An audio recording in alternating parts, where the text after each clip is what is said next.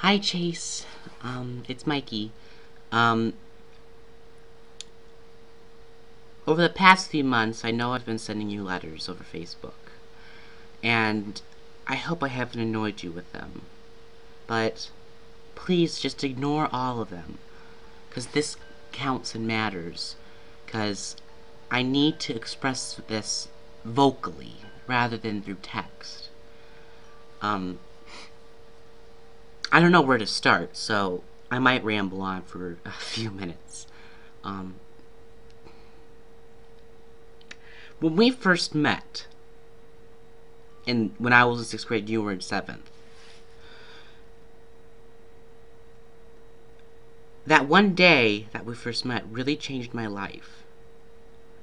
And I'll tell you why. Now, I'm going to say this now, that please, don't be creeped out. Don't be disgusted. This is have an open mind. Please, Chase. When we first met, and I walked into the music room for the first time,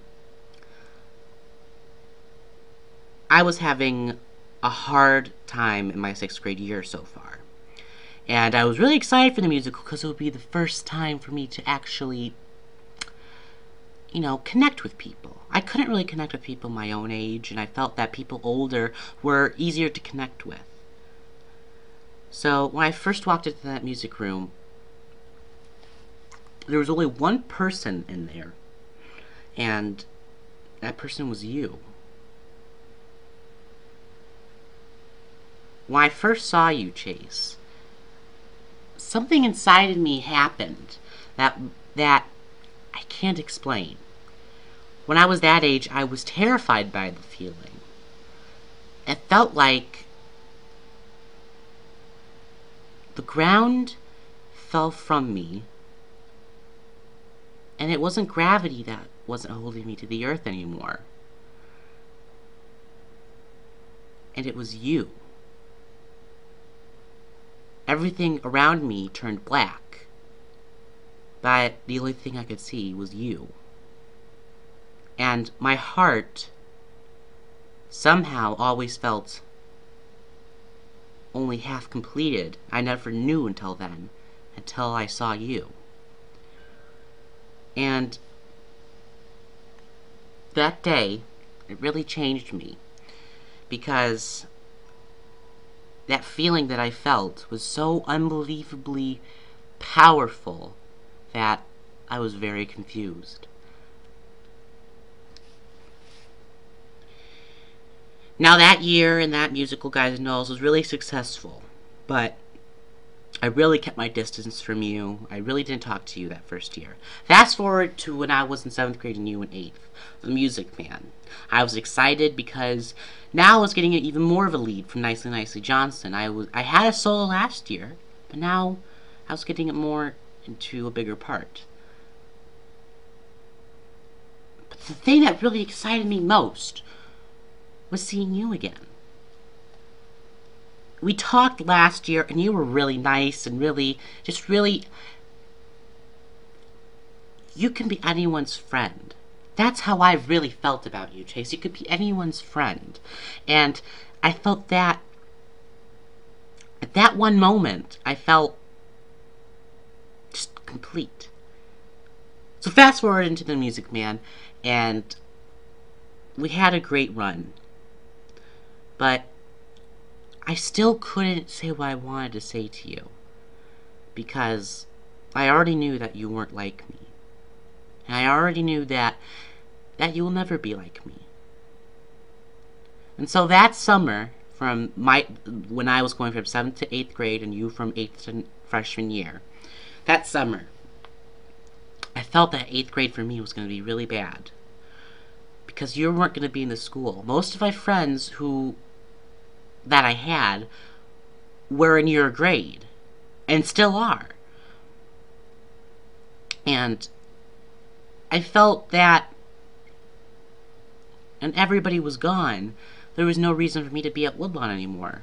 Technically, I'm supposed to be in your grade, but I don't want to get to that story. My mom and dad held me back in preschool. So I was stuck in my grade. 8th grade year was kind of bad for me because you weren't there and my friends weren't there. But now, I'm coming to Stevenson. And I feel as if there's a new beginning for me.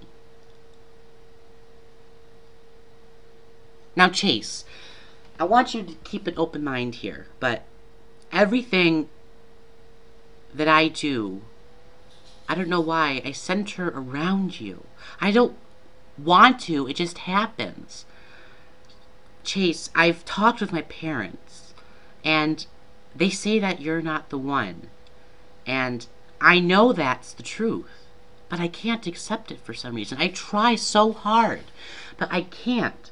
I feel like you're the only person who is for me. And I feel like you're the only person who can understand me. But I don't know why. We barely talk. We barely see each other. We're technically friends, but that's even stretching it also. And Chase, I feel as if I could die for you. I could. I would run in front of a bullet for you. And I know that shouldn't be the case, but it does happen. I feel as if my life were only existent because you exist. And I hope I haven't creeped you out. And I hope I haven't even distanced you even more. But I hope we can be friends. 'Cause I know that someday I'll find somebody different who's even better. Because the part of the brain, the part of the mind that deals with this sort of stuff, with rejection and loss and grief, connects with parts of the brain or the mind that deal with addiction, unable to let go of some things and whatnot. And so, as each day goes on, Chase, I know my heart will heal. And you haven't done a thing. It's me who's done everything. I've done everything to make this happen, and I need to face the consequences for it. But Chase, I hope we can be friends. I hope you and I can just be friends. Because I know that's all that you only want. That's not all what I only want. But if you only want to go that way, I will go that way. Because I know that you're not like me, Chase. So let us just be friends. I hope you understand this. I hope you understand how a 15-year-old can't feel these feelings just yet. It's too much. And I hope you understand that I'm not stalking you. I can't explain it. I hope I haven't creeped you out. I hope I haven't even distanced you even more. I hope we can take our friendship from here on and keep it a friendship, Chase. I really hope so. I hope I'll talk to you later. Bye, Chase.